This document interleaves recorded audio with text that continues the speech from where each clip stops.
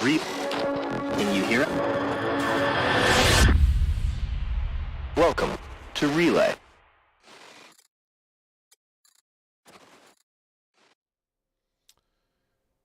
And we're live. And so Hello. that is how I ended up knowing that Putin likes things up his bum. He does. He does. That's what's going around. Yeah. Many things. Which is fine. That we don't want to kink shame anyone. No. But Putin is a cunt. He is. Yeah. He likes strange things up there too. Rockets and missiles and gerbils. Fissile material. Visible material. Absolutely. Yes. Absolutely. Yeah. Oh, Nothing we're he live. likes more than getting a good fissile material up his. Oh, hi. Hello, everybody, and welcome to Relay Station. We are going to chat about Star Citizen a little bit Now today. banned from 2 countries. Which 2? I think that's only... Oh, Belarus, right, I forgot. Sorry. Oh, 3 then. I was including China. Oh, okay. We've been banned in China for years. Don't worry about it. Oh, man. How's everybody doing today? Say hi. Hi.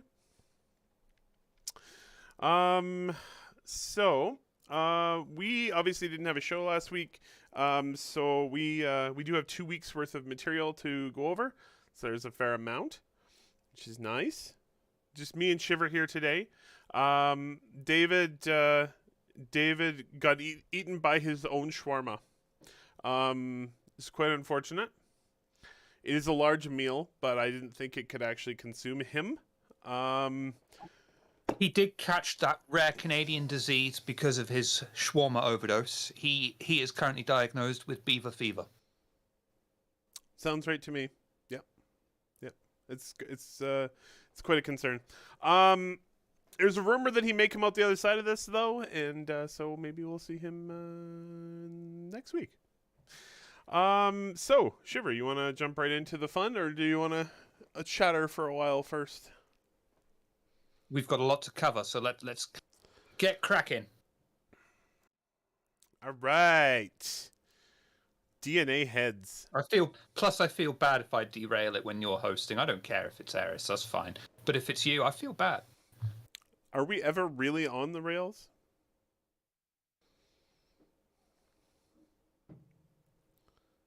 Coming off the rails like a crazy train.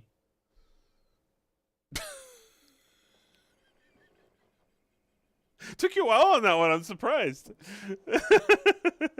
I was thinking if I got anything better in reserve. No, let's just go with the old Ozzy Osbourne. So this clip here is about updates to the DNA heads, which is already a pretty cool system for customizing your character. Obviously here we're looking at more options and improving the faces. We've seen some amazing face work out of CIG recently. And always, but they seem to continue to update it constantly. Oh man, The amount of detail they're getting in on the faces is stunning. Absolutely stunning. especially for a multiplayer game. Look at that texture work on that skin. It's amazing. Yeah, this is interesting because I actually think the before here looks better, but they explained in the video that what they're going after here is actually the pupil dilation and better reflections on the eyes. I think they're toning down the extreme detail a little bit on the eyes since it's so rare that you actually get to see them up close. Understandable. You got to save on some of the pixels somewhere. Also, the squinting and the blinking and the pupil dilation and stuff is gonna make the characters feel a lot better, like more alive, more real. Man, that head on the right is so good.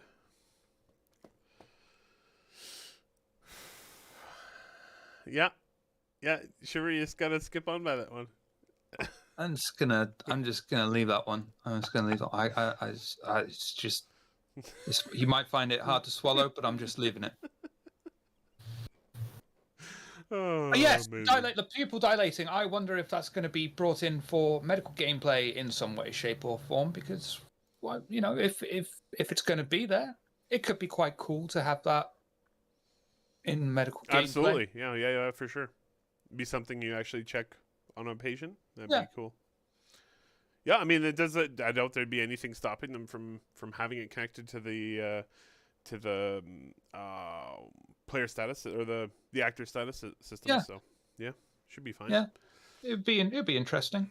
It really does depend on how in depth they want the medical system, and also how in depth players want the medical system. Because if they trial it out and they start, you know, you've got to diagnose the pupils to start various diagnoses, and players are just like, you know what, fuck it, I'm just going to shoot him with the medical gun. That's possible, yeah. Oh man. It could also just be, you know, even if they don't put it directly into the gameplay, it could also just be a detail, right? Like this person got shot, Absolutely. got a head injury, and their pupils are dilated, and you notice that, and you're like, oh my god, they actually are going into that level of detail. Yeah, pretty cool. They seem to really be working really hard on keeping that level of detail really high on the faces. And it makes sense because not only is it a multiplayer game, it's also a single player game. So they do need to keep Squadron, you know, top of mind when they're doing this type of work. All right. Anything more to say about the DNA heads? Nope. Keep the head coming. All right. Next up is something I'm obscenely excited for. AI traversal of planets. And also some of the shots in here are incredible. So, buckle up. I also love that skeleton and that Aurora there that they had in that shot. That was great. We all love Aurora skeletons. I will be back in 7.3 seconds. So, no mods. Quick, talk about Amigas. So usually, as a sort of easy means for AI navigation in areas, you have a limited play area. Let's go really old school and say Doom, a corridor, good old-fashioned corridor shooter, point A, point B, and for AI, they would just place waypoint markers saying, you know, here is the AI's predicted path and where it shall go, where it shall move back to, and so on. In essence, a patrol. Obviously, in Star Citizen, they have an entire fucking planet, and Right? no one's going to sit there and work out a waypoint system for every single planet. They might do it on a smaller scale in landing zones, just for a few NPCs, or even just have an open path area of, you know, if this NPC schedule is to go and get breakfast, then to go and do shopping, then, you know, this would be the path, and any AI that's got that schedule could use it. But they've also, in essence, they've got a kind of... this is a horrible way to describe it. Make the AI aware of the world or area it's currently on. Was it Moon Collider that used to do the AI way back when for Arena Commander? Yeah, I think that was it, yeah. And they would send out... I'm really simplifying things here just so it's easy to get the point across, but they would send out essentially pings from the spaceship, and it would say, you know, there's an asteroid, and it would try and dynamically plot its way through there. They've got to do something much bigger on a planetary scale, because it's no good just having essentially this ping go out for 5 meters, 10 meters, because the terrain can just suddenly change. So it's got to have an idea of where it can go. Obviously, the easiest solution is don't have the AI outside of landing zones. But CIG aren't going to go that route, are they? Nope. No, that's that. So it's going to be interesting. That's why I was talking about this being one of the most exciting things is once AIs can, and I know they'll be limited at first, but once they can just freely roam the game, you know, it's going to become, well, it'll be, to be frank, it'll become the game universe that they have been selling, right?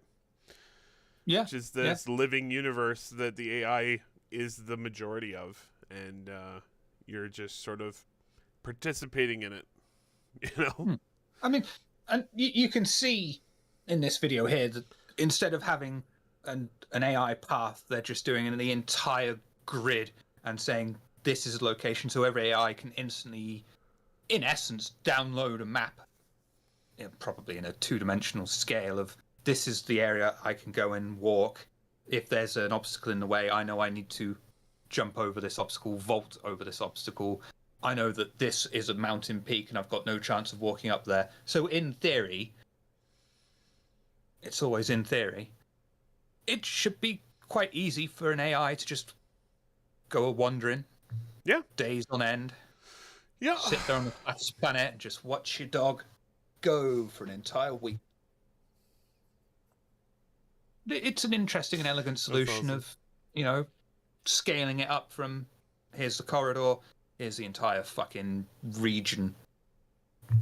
I did like that they also they also dropped the mention of animals. You're not only going to have AI for like humans and aliens, but you also have all the AI for all of the animals too that are going to be wandering around the planets. So, yeah, they're basically creating that living world, right? Where you have all of the NPCs and all of the animals and everything, creating a much more vibrant universe. And that is something that can really set Star Citizen apart from everything else. If they hit their goal, there's not going to be anything like it. Yep, pretty much.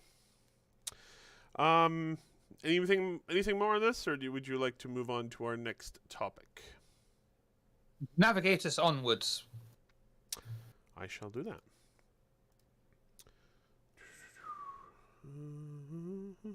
Oh yeah, when it comes to extra things, like in theory, a huge capital class shipwreck coming crashing down out of space and just smashing into the planet, they won't need to actually go into the game and update things because that ship has its own mesh that's going to interact with this navigational mesh that's already on the planet. And in essence, it's like a plug-in system for all intents and purposes. For sure. So the AI will instantly be aware of this thing here, and in theory, shouldn't just go trying to walk into a flat wall or something like that and constantly trying to walk forward. Makes sense to me. All right. So, the next one's an interesting one. So, this week's episode did feature a segment at the beginning on a CIG employee who has been doing a lot of background work for them for a little while. His name is Will Price, and he came to Star Citizen from the community and was a cinematographer and freelance filmmaker. So the way I approached this one is I left a little piece of Will so you can actually see what his face looks like and such, but the rest of it is just his contributions to the game, basically, is how I did the video. Usually I just cut people's faces right out, but it didn't seem like that made any sense considering it's about him. All right, here we go. Starting with Raftron, which was Will Price creation.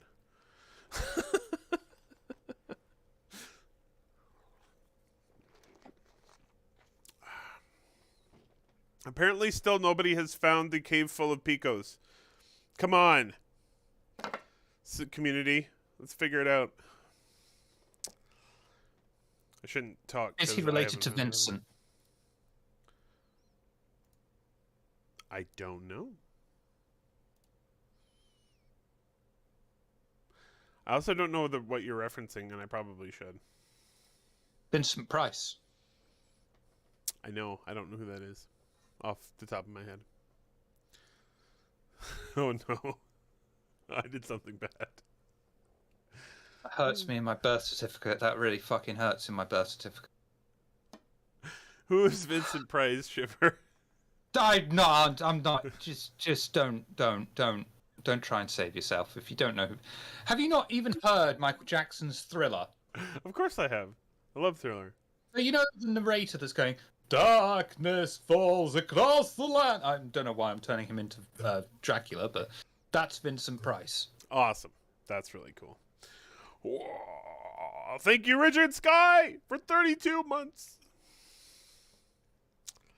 I bet Richard Sky know who Vincent Price is. I mean, probably. He's a much better person than I am, apparently. Oh, man. Have you seen Edward Scissorhands? Yes.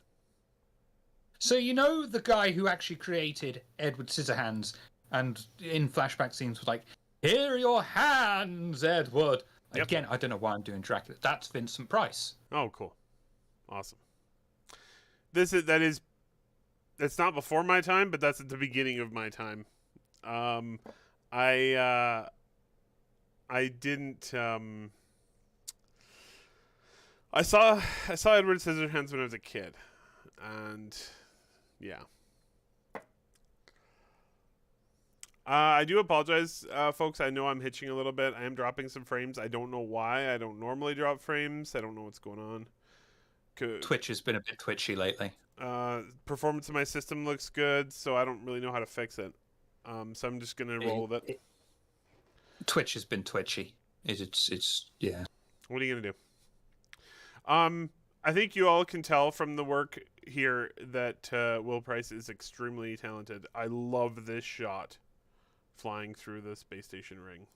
It's just amazing. I remember watching it, and one of his comments was saying that one of his favorite kinds of work to do were music videos. Yep. And telling a story just through pictures, which is brilliant background to have and an excellent attitude to have, for a music video. Anyway, because that is in essence what you're doing. You can completely change the mood and message of a song with a completely different video. Absolutely. And yeah. having someone who has that knowledge and experience doing stuff like this for CIG is going to be really interesting. Because Absolutely. you can tell a story just with pictures. Mm-hmm. Yeah, and that's very, very handy for somebody who's making basically marketing materials and trailers. That's huge, right?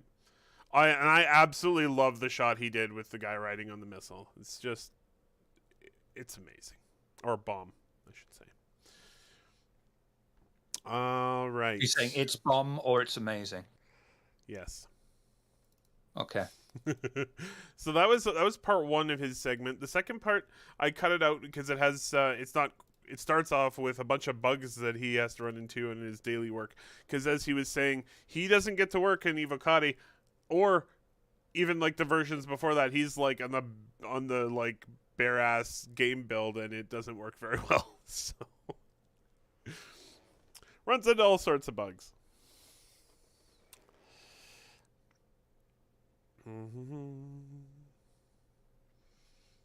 This is a great shot of the Vulture, though, in the scrapyard. Oh, It is. so cool. Oh, with the little windmill spin in the background.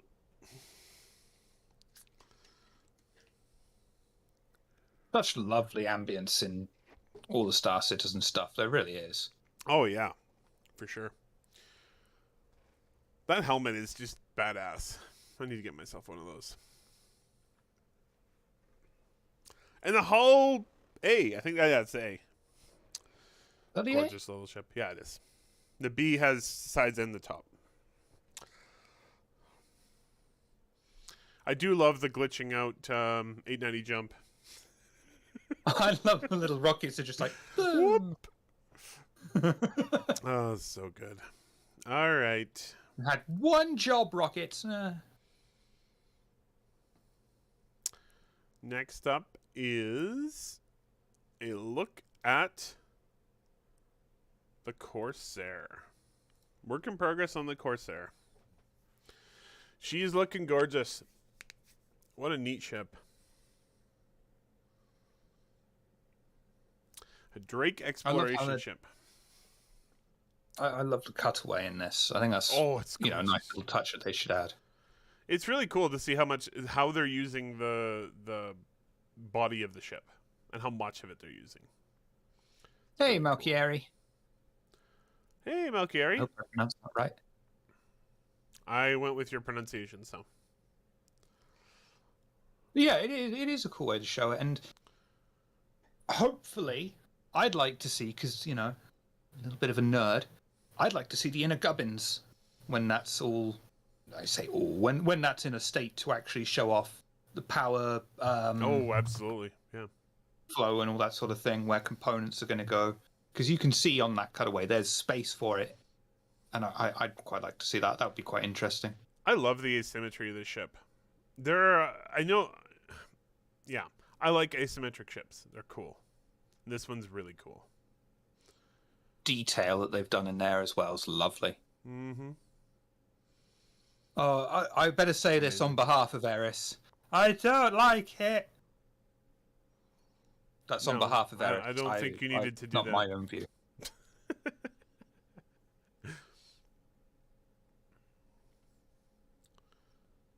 Exactly, Malchieri. The guts are cool, and why you can't always just change shit on these ships too quick. Yep. Oh man, kind of nerding out about gameplay possibilities and these ships. They're just amazing. It's gonna They've be so cool really when got you're. that. It's gonna be so cool when you're trying to fix your ship after a battle. And you're like crawling all around the frickin' thing, trying to replace stuff. Hoping no one catches you. Yeah. Hmm. I'll go and hide I somewhere. love the look they've got. I love the look they've got for the Drakes as well. Oh, Yeah. That rear turret's got to be unmanned, hey? Or remote? Probably remote. Remote turret, I'm guessing.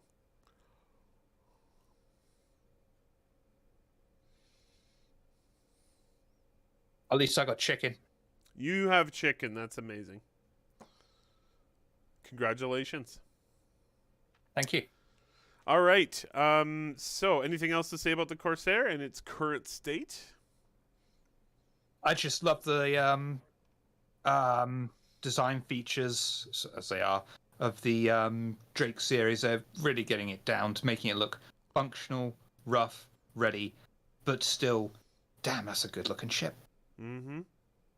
Yeah, I do love that they also extended it's not just the wings that are asymmetric. If you look at the top of the ship, it's also asymmetric, and that's pretty neat. Mm. The side with the long straight wing bulges out further in the main hull. It's just kind of a neat little continuation of the asymmetry. And yeah, I do like, they're like, it's a Drake ship, you get stairs. There's no fancy anything. Oh, man. All right. Our next one up is going to be the Vulture. Yes. Oh, yeah. And she's looking good. Getting close to complete here. You can see a bunch of the wear and This is tear. with the, that's with, exactly.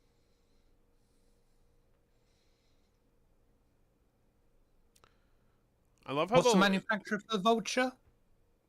this is Grey Cat. Oh, is it Grey Cat? Am I wrong on that? I feel like I'm wrong on that all of a sudden. No, I'm not. If you say it's that, it's that. No, I was just don't- wondering because the style of the engines are very Misk. Oh, we're both wrong. Wow, that's impressive. It's a Drake ship. Great. Oh, brain just totally lost that info. Thanks, Ghost and Malchieri. We were both right, but we were not. Yep. Oh man, it does have. I have to say, as some other people pointed this out, but it does not like jam itself quite as strongly into the Drake styling as some of their other Drake ships. But when you actually look for it, like the ladder on the outside, The like fixed ladder, it doesn't extend. It just like sits there on the side of the ship. The spaceship. You go, okay, right, Drake, got it.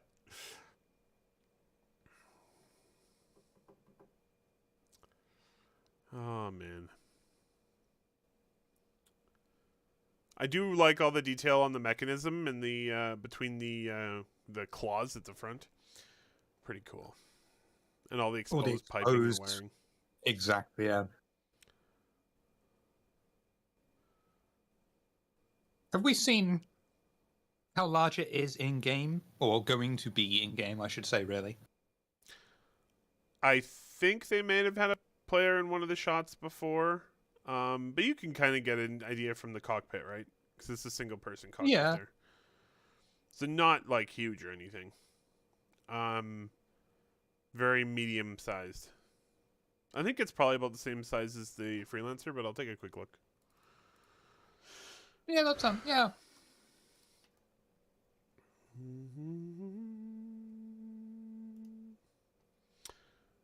Star Citizen Wiki is telling me it is 33 meters long. And the Freelancer is how long? Freelancer. Star Citizen.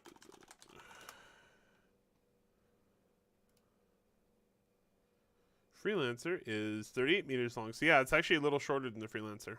So it's right in that same class though. For sure. All right. Can we get some more sort of in-game information on it, how it's going to perform, expected uses? Yeah. I'm Really looking forward to seeing some of the animations. very excited to see these things when salvage comes online. There's going to be a bit of a break because I think salvage got pushed back. So they're going to finish the ship and then it's going to sit on the shelf for a bit. That's my suspicion. All right. Next up, everybody's favorite ship, the Banu Merchantman. The Merchantman's going to give them a lot of fodder for Inside Star Citizen for like the next year. Highly anticipated ship. Yeah.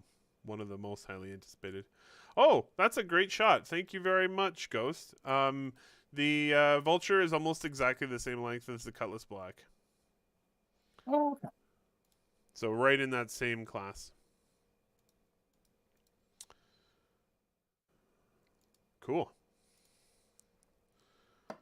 The Merchantman continues to look amazing. I do like the internal debates about bathroom facilities for different species. Oh, God. And the landing gear. Oh my god, the landing Yes. gear. Oh my god, the landing gear. Oh. You know, that landing gear just needs one thing. I'm not ashamed to say I had several orgasms while watching this. It needs one thing for that landing gear to be complete. What's that? Plumes of steam to come out when it just compresses. Well, yeah, that comes later, right? And that's the VFX pass near, like right at the end. But yeah, Oh, yeah. totally. You need to have a big plume of steam come out the side of it. Just for everybody's satisfaction, I'm going to play another clip that I created. Yeah, like this one right here. Enjoy, everybody. This has to be the most satisfying landing animation I've seen. It's just amazing. It's dramatic. You know that Banu's there. It's an event. I love how the heel touches down first. It's almost like it's looking for the ground, and then it settles the rest of the ship down onto the main foot. It's so cool. Give you those precious few seconds to escape just in case you're in the wrong place. Yeah, totally. Totally. All right. I'm going to put it back to the whole Merchantman clip again so we can chat about some of the other features of the ship. Starting to get more styling on the inside. And obviously this is they're working on fleshing out the Banu styling as they go. They got some of it with the Defender, but obviously the Merchantman's a much larger ship. So, ooh, cool, the medical bay, neat.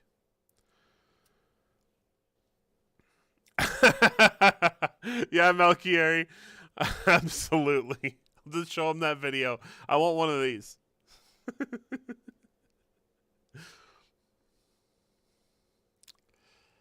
Oh, that's awesome.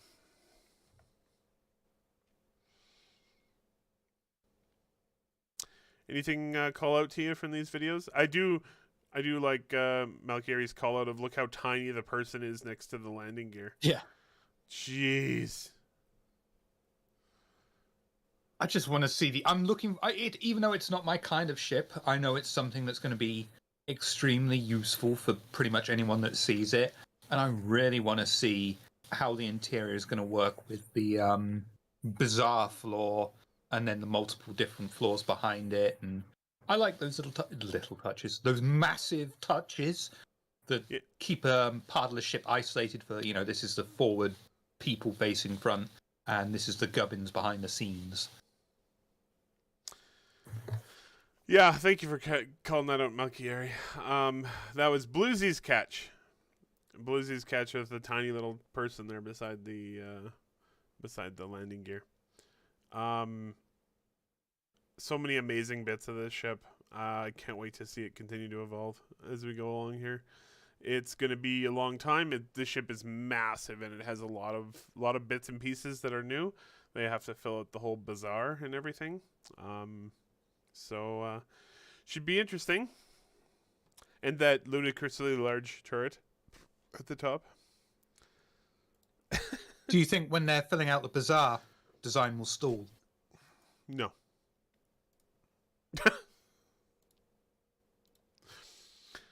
Everyone's favorite ship, the Angry Aurora.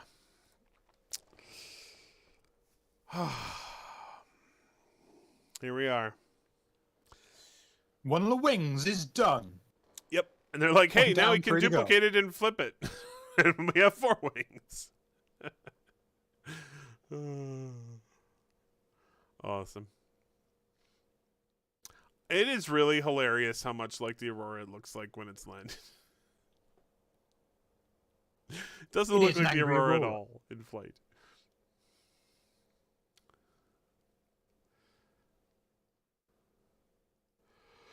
You can see here it's definitely not a Drake ship because it has a deployable ladder instead of one that's just bolted onto the side. Does remind me of, I think it's the Scimitar from the original Wing Commander. Oh, yeah? I think it's a Scimitar. It's either the Scimitar or the Raptor with the 4 wings, and it's out like that. It's obviously not a carbon copy, but it's of the same vein. Yeah, it's I feel like it's a call out to a whole bunch of different sci-fi ships all at once. Which is pretty cool. It's it looks like a lot of fun. And that ship is going to be so much fun to shoot people with.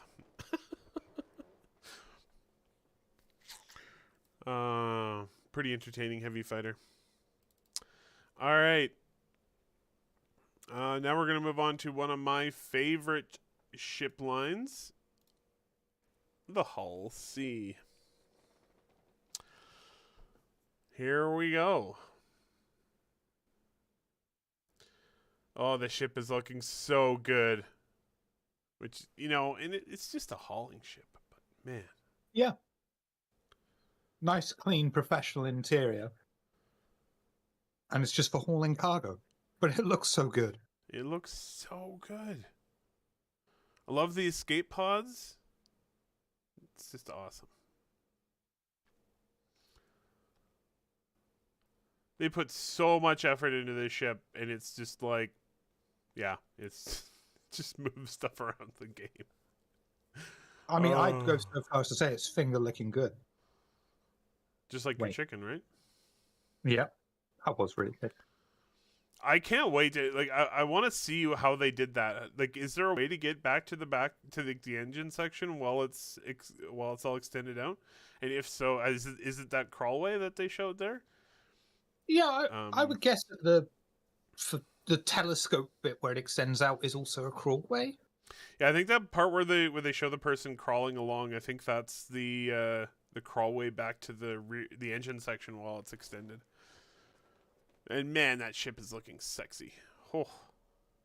I never thought they could make that ship look sexy, even though I loved it, but it looks sexy. Right. Also, David might be happy or might not be happy, but the Freelancer cockpit finally came back. It has the Freelancer cockpit. It is like 1,000,000 times the size of the Freelancer, but It looks less rough and ready than the Freelancer, I think. It looks far more professional and executive. I just mean the big like deck out in front of the person flying. They brought it back. Is it excusable? Because this is not a fast ship. This shouldn't be a fast ship. This shouldn't be a ship you're doing barrel rolls in. This is the ship that should have that cockpit. That makes 100% sense. The Freelancer, it doesn't make any sense. And they need to change it. It's just not it's not big enough to have that cockpit. This ship, well, first of all, your field of view would be way better in this ship anyway, just because the cockpit's or like the bridge is so much bigger. It can actually have that like deck out in front of the pilot and still have a decent field of view. I definitely think it's excusable in this case. It's also done the thing that the Freelancer and the Connie have with 3 bridge positions. Yeah. You know, one is obviously for the captain, one is obviously for helm. Mm-hmm. What's the other one for?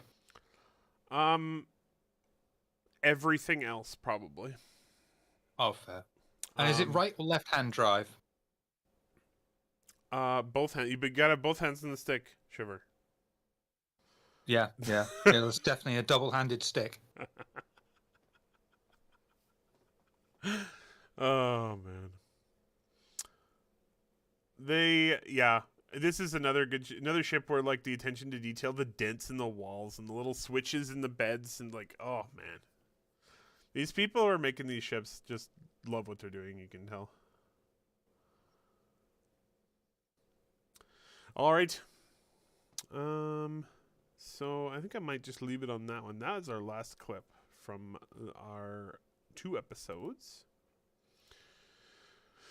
And it's a pretty good clip to leave us on, so I'm going to leave it on the Hull C there.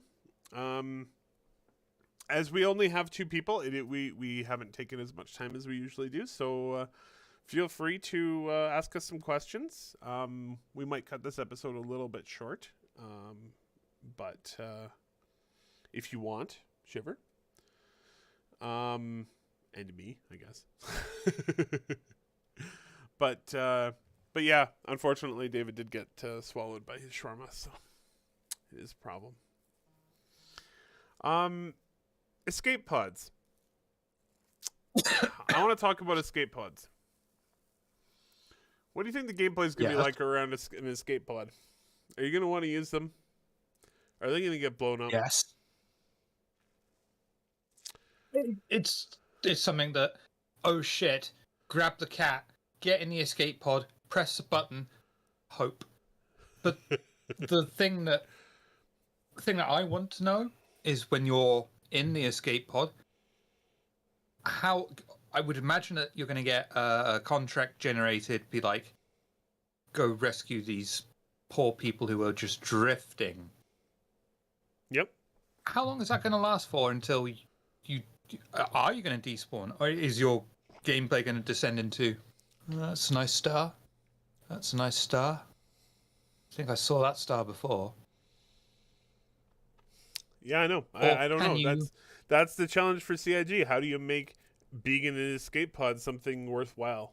Like, exactly. I mean, even if it's a time thing, 10 minutes sat there doing nothing except waiting and hoping is pretty shitty. Or are you going to instantly respawn somewhere else, and you could, in theory, travel so fast you could rescue yourself.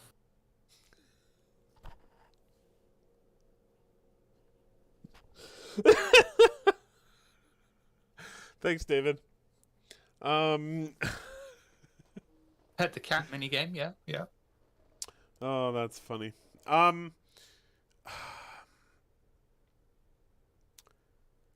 There's a couple of possibilities here. Obviously, in a system where there is a heavy, one of the things I would recommend a CIG do is put a pretty tight timer on that contract. So if a player hasn't picked it up in like a minute or two, have the NPCs pick it up and come and bail out your ass. If there are NPCs in the area, but I mean the way the game is designed, there are going to be areas where there are none. In that case, I think you're probably. I mean, realistically, I think they'll probably just go with what the realism is there. You're screwed. If you bail out in an area where there's nobody to help you, it doesn't like that's the reality. So what would be the... You'd have to respawn. I think there's a way to meet halfway. How's that? If you're in unknown space, far away that no one can get to you in time, you get out, you use the escape pod. Somehow the system's going to have to know that you're fucked, basically. And then you respawn somewhere. But you don't necessarily lose a life, but you could potentially lose any stuff you had on you. Unless you are actually able to go back, rescue that escape pod. Or someone else maybe rescues the escape pod and fulfills the contract to get it back to you. So instead of losing a life, That makes sense. you just lose anything you had on your character. Then it's a sort of halfway. Because they're going to have to gamify some of it. Yeah, for sure. Ways And about this is one of the more interesting parts. Now, you have some ships that actually have a pretty functional escape pod, basically, where you can actually fly around a bit, and that kind of changes the dynamics somewhat. I don't expect the escape pods from the Hull C to be very functional. I think they'll just be like, hey, you're not going to be dead right away type of deal. What if, though, the escape pods have, in essence, a one-shot quantum drive jobby that, uses some sort of thrusters to get you away from the blast zone, and then instantly nav locks onto the nearest friendly station, and boom. That'd be kind of cool. I like that idea. Yeah? I like that idea. There we go. CIG, I've solved the problem for you. Either that, Done. or Next. if they continue to build up the surviving on planet experience enough, they can just go the Star Trek route where every escape pod crashes on a planet, and then you have to figure out how to survive on the planet and get to a shelter, and that type of deal. Make an aurora out of coconuts. That's exactly exactly. It's chopping down trees out in the bush. Coconut aurora. I know how to make an aurora. It's got the wings, and then, after that, I think it had like a bulbous to make thing a on the brick. front. Yeah, Hope another ship crashes do so you both. can scrounge an engine.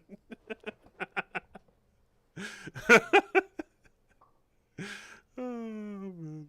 yeah, they could do absolutely both of those. If a station isn't close enough, locks onto the nearest habitable planet. Yep. Of course, it still leaves a big question mark of what if you're really in deep space?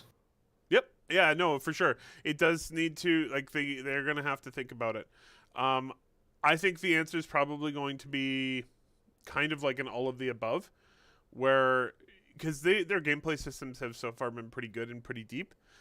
I think they'll probably just give lots of options, Maybe you have a little bit of thruster capacity so you can land on a planet if there's one nearby, or maybe it does have that one-shot quantum, but if you use it, that's it. You're done.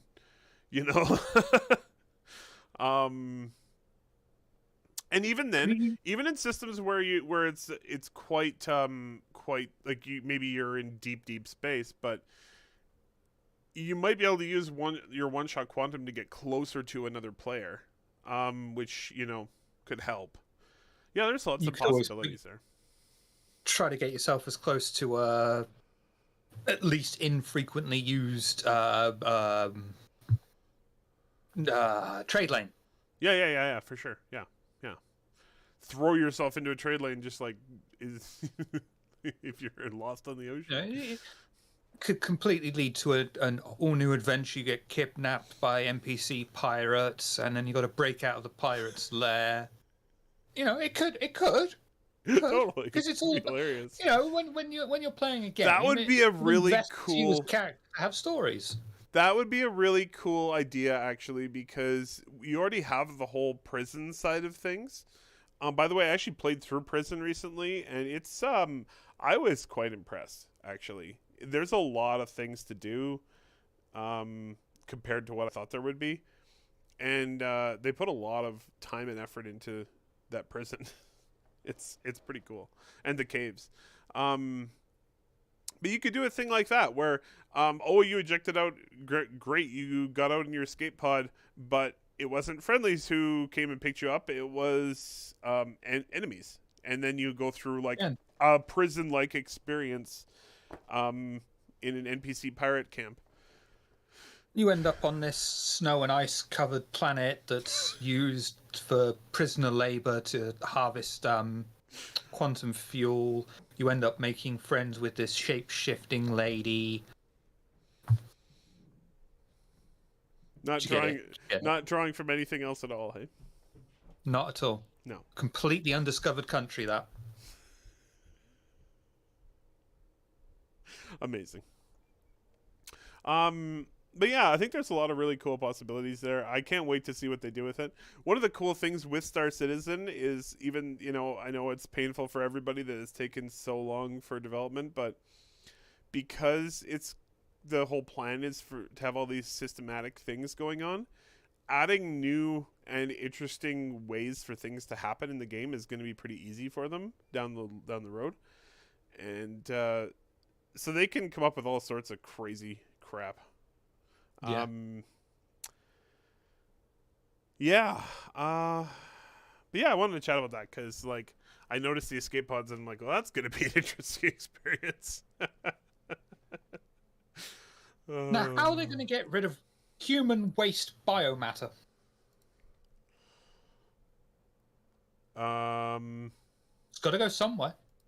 Constellation Urine.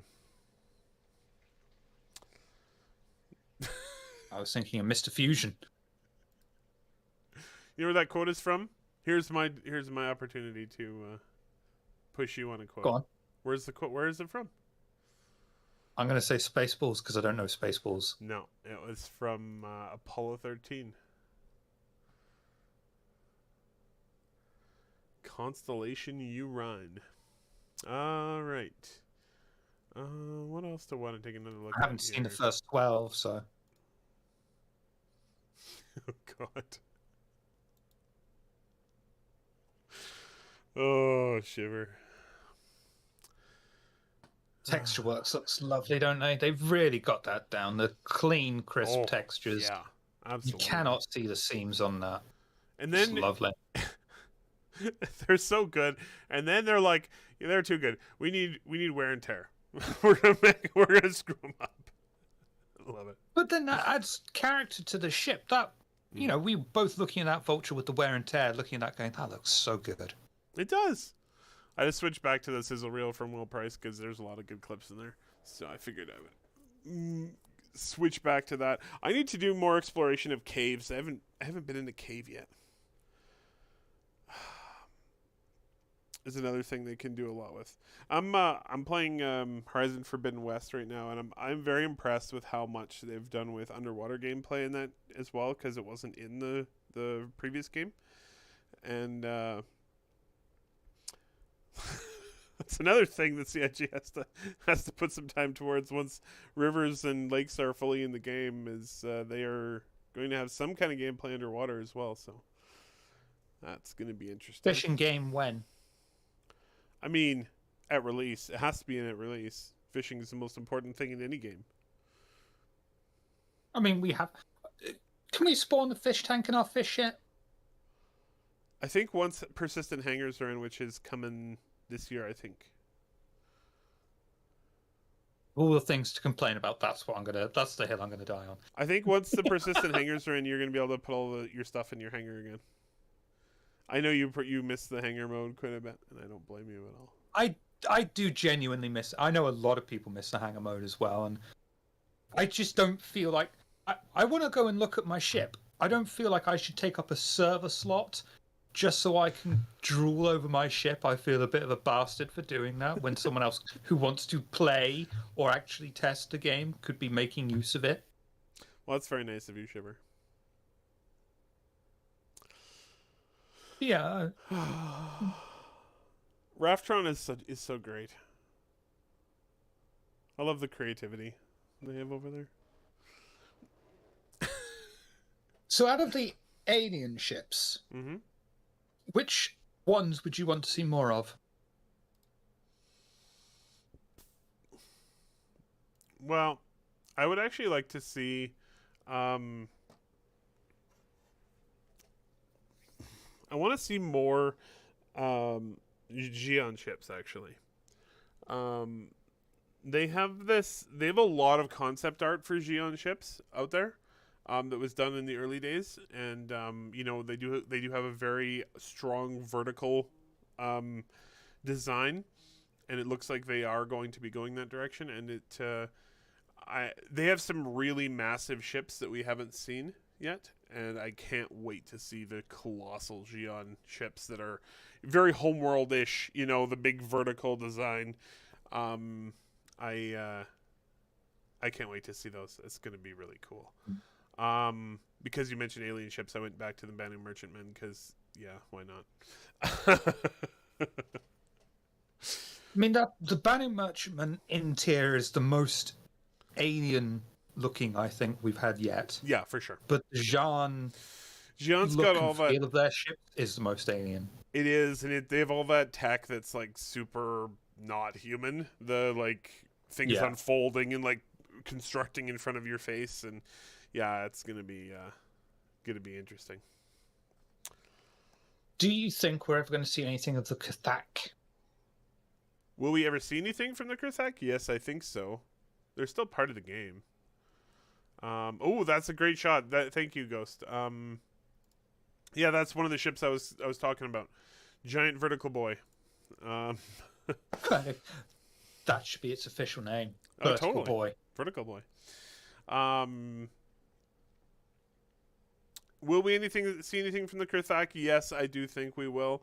I do think that they're kind of saving the Kurthak for post-release, because they have a lot to already do, but it does give them a big, long time horizon to bring in this other alien species that is a threat to the Vanduul, and that should be pretty interesting. Sort of long-term story horizon. That second shot is really beautiful. Man, that ship is massive. That actually touches on something that CIG really do have to at some point address. Of we know what the UEE's agenda is. It would be the most relatable one to us: expand, survive, fornicate, human will. We know that the Banu are more focused on trade than anything. Yep. What's the Jean's agenda? What's the Kathak's agenda? We know that Vanduul want to basically, kill, pillage, move on. I'm also curious about the Tavaran, actually, because there's a lot of hints in the lore that they're coming back as like I was going to say, is there enough of them to have an agenda? I think so. I mean, and now they have somebody on the they have more prominent representation in the UE government. I can't remember the exact term that they used, but yeah, so that is going to be interesting. I'm just going to put up that image that But I mean, Ghost sent you us can here. when you look at the lore and you look at the way that they're setting things up, you can see, that's setting up potential plots, like the whole synth world thing. They could use that as quite a wide arcing plot Oh, that affects absolutely. things.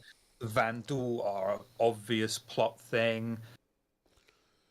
And the whole and the Tavaran thing is a whole other thing too, with the Tavaran tech waking up on these worlds and producing military ships again, and like why and who's doing it, and is there some like breakaway sect of Tavaran who are trying to reestablish their empire? Haditians. Yep. Yeah. There's the inevitable someone's going to fuck with AI because they've done this whole big thing of AI is completely no AI. So there's obviously at some point. Oh, somebody's that's going to do it. Yeah, for sure. develop. Yeah, For sure. absolutely. Yep. What do you think, Shiver? Do you wanna call it there and have a hour-long show tonight? Okay. Yeah. You good with that? Yeah.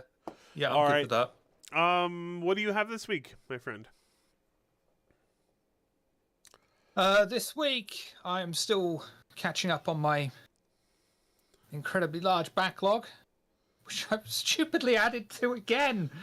I've got to stop doing that. But this week, we are streaming Nihon Nights, carrying on our V5 Vampire Masquerade Chronicle, modern day, Excellent. set in Japan. Been a lot of fun. A lot of fun. The players rather cockily took on some exotic enemies and got a lot more than they bargained for. So that's interesting. We're picking right up after Awesome. that this week. Awesome.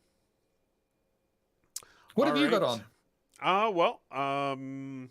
This show next week, but also hopefully we'll be doing a game show on Tuesday, or we'll probably spend a lot of time talking about Elden Ring and Forbidden West, which I will be going back to playing as soon as I'm done this podcast.